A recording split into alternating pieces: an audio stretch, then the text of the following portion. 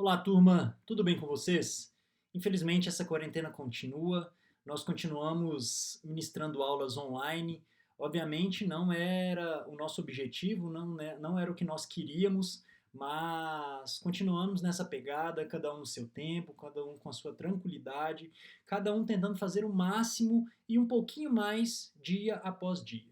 Não é por causa dessas dificuldades que nós vamos deixar de produzir, que nós vamos deixar de ser felizes, enfrentar o momento e ele vai passar com certeza. Então, na continuação da nossa disciplina, fiquei um tempo aqui sem postar vídeo para vocês, porque nós iniciamos uma parte muito legal da oclusão. Nós iniciamos a parte de DTM, ou de desordens temporomandibulares. Quando a gente fala de desordens temporomandibulares, nós temos que absorver diversas informações teóricas para que nós consigamos diagnosticar, tratar e saber encaminhar os nossos pacientes. Então, a partir dessa informação, eu queria dizer que nós temos dois capítulos básicos para estudar essas duas matérias, que são as etiologias das desordens temporomandibulares, que é um capítulo que introduz esse assunto no livro do Walkerson, e o capítulo de sinais e sintomas das desordens temporomandibulares, que inicia a abordagem do paciente, ou seja, aquele paciente que chega no meu consultório com algumas queixas, a partir dessas queixas eu vou traçar uma avaliação clínica e a partir dessa avaliação clínica eu tenho algumas opções de patologias que podem acometer as articulações temporomandibulares e o sistema estomatognático de uma forma geral. Então vamos dizer uma coisa, para a gente simplificar tudo que nós falamos a respeito da etiologia das desordens temporomandibulares.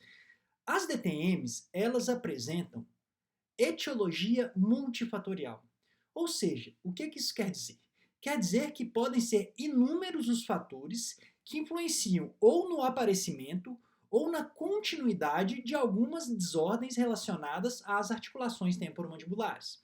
Quando a gente fala de DTM, o que a gente quer dizer é que esse termo geral, ele não abrange somente alterações que acometem as articulações, mas ele também abrange alterações que podem acometer músculos ou qualquer região do sistema estomatognático.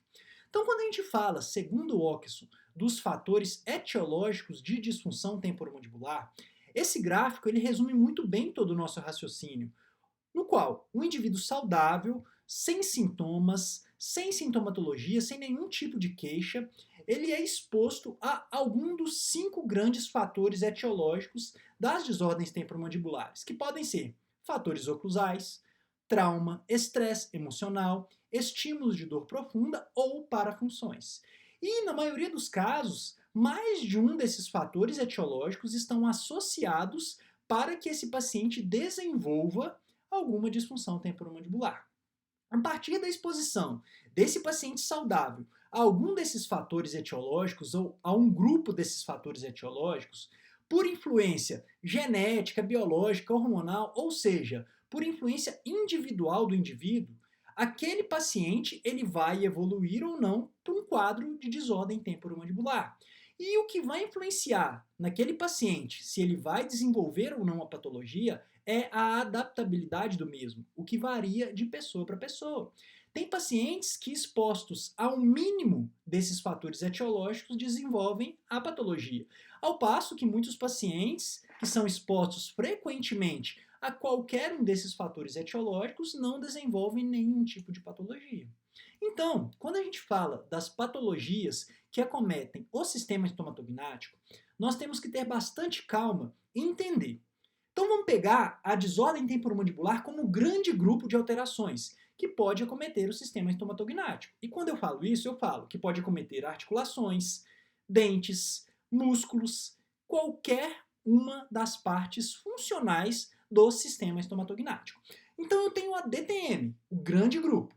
Aí eu tenho 4 grandes pilares, que são sinais e sintomas relacionados aos músculos, que podem ser representados por dor muscular ou disfunção muscular. O que seria essa disfunção muscular?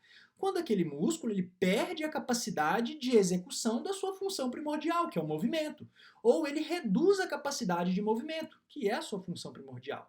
Então, perfeito. DTM, primeiro grande pilar.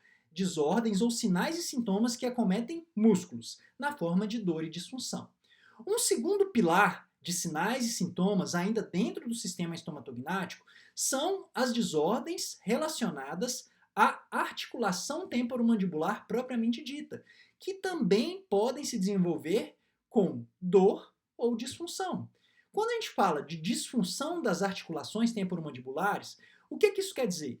Isso quer dizer que côndilo, disco e fossa não se comportam dentro da função normal, ou seja, o movimento mandibular não acontece de forma que o disco acompanha o meu côndilo ao longo desse movimento. Então, dentro desses sinais e sintomas relacionados às articulações temporomandibulares, nós temos uma variedade de patologias que podem acometer as ATM e para que a gente consiga um diagnóstico preciso, nós vamos necessitar de uma anamnese bem conduzida, de um exame clínico bem conduzido e de exames complementares na maioria dos casos. Para que a gente consiga fechar esse raciocínio, a gente precisa desses pilares todos, de todos esses exames, de todas essas análises e de exames complementares. Então, a partir de tudo isso, nós conseguimos fechar um diagnóstico e aí sim desenvolver um tratamento.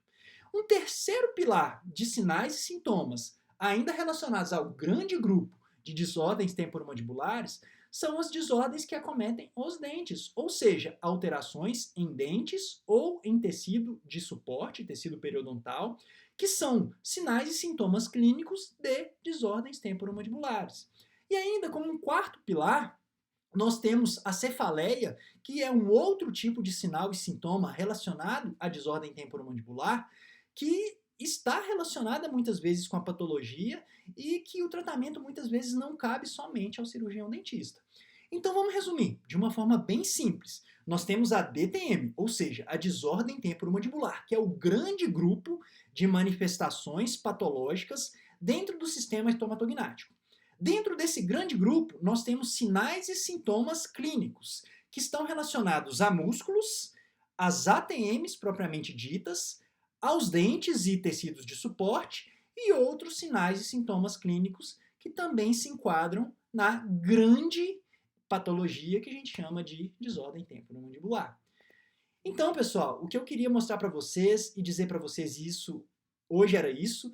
Obviamente, o nosso conteúdo está muito longe de ser somente isso que eu acabei de dizer, mas, obviamente, o nosso objetivo aqui é conduzir o estudo de vocês, é levar vocês ao pensamento, é facilitar o raciocínio por meio de mapas mentais, para que vocês consigam ter insights e desenvolver mapas conceituais a partir de todas essas informações.